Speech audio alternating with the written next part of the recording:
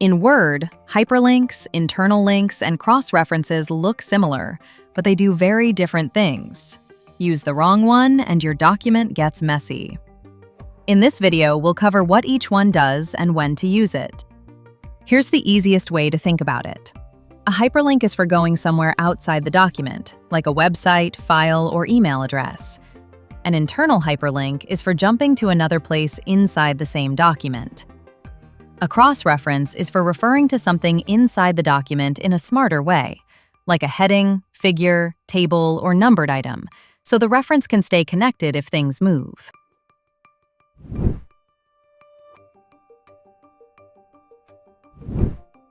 Let's start with the normal hyperlink. This is what you use when the reader needs to leave the Word file and open something else. First, select the text you want to insert a hyperlink to. Then, open the Insert Hyperlink dialog box. The fastest way is with the Ctrl+K keyboard combination. Here, we can link to a web page, another file, an email address, or other outside targets. The Text to Display field is filled with the text we highlighted.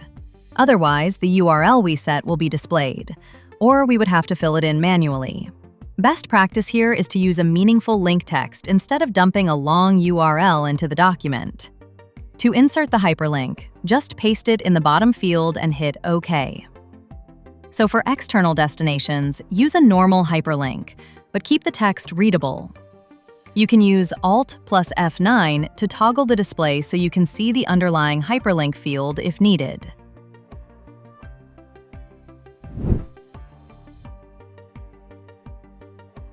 Now let's talk about internal hyperlinks. These are for navigation inside the same document. This is useful when your file is long and readers need to jump around. In Word, internal links usually point to either a heading or a bookmark. If the destination is a whole section, headings are often the best choice. Open the hyperlink dialog with the Ctrl+K combination. Now choose Place in this document. If your document is using real heading styles like Heading 1 or Heading 2, those headings can appear here as link targets. Now this text jumps directly to that section. That's the easiest way to build internal navigation in a structured document. But what if we don't want to jump to a whole section? What if we want to jump to one exact item, like a checklist or a table? We can't put headings above everything we want to link to. That's where bookmarks come in handy. You can place them on almost anything in your document. Go to Insert and then Bookmark. Give the bookmark a clear name. Avoid vague names that are hard to manage later. Bookmark names must be written as one word. You can use an underline instead of a space. Also, bookmarks can include numbers but must begin with a letter. Now we can create another internal hyperlink. This time, choose the bookmark.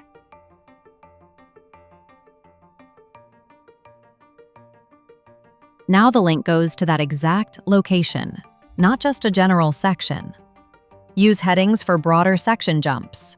Use bookmarks for precise spots.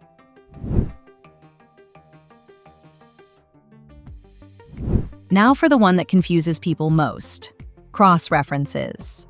A cross-reference is not just a clickable jump, it's a smarter reference inside the writing itself. This is what you use when your sentence says things like, see Figure 2, refer to Table 1, or see Page 4. A lot of people type those by hand. That works until the document changes. A cross-reference is dynamic and changes with the document. Go to Insert and then Cross-Reference. Now choose what you want to refer to. Depending on your document, Word can reference things like headings, numbered items, captions, bookmarks, and more. Let's choose a heading. We can insert the heading text itself or the page it is found on. Let's choose the heading text and insert the cross-reference. Now the reference appears in the sentence. Cross-references may need further formatting as they appear unassuming when placed. By default, cross-references are hyperlinked, but they don't have to be.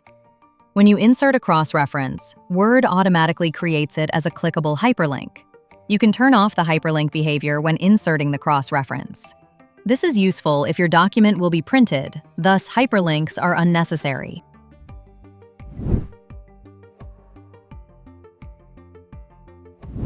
Alternatively, we can use the OnStyle add-in to insert links.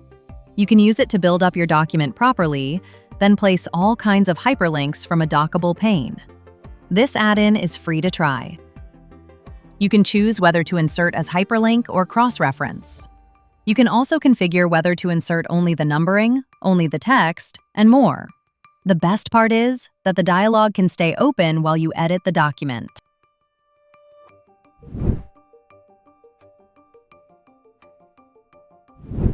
An internal hyperlink is mainly about navigation. A cross-reference is better when the reference is part of the sentence and should stay tied to a real target. So if the goal is to jump to a place, then internal hyperlinks are to be used.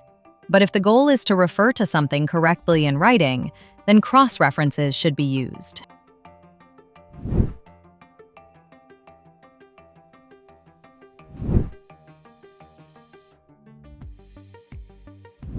Just because something can be clicked does not mean it should be a hyperlink. If it belongs in the sentence as a formal reference, cross-reference is usually better.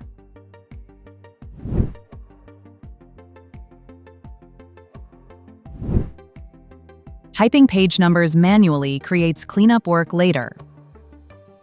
Insert them as a cross-reference so they change with the document.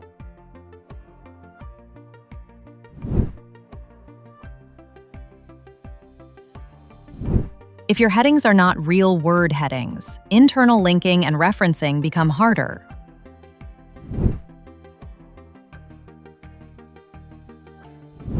Use short, clear bookmark names so the document stays manageable.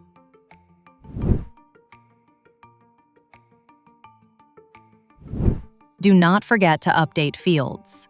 Cross-references can need an update after edits.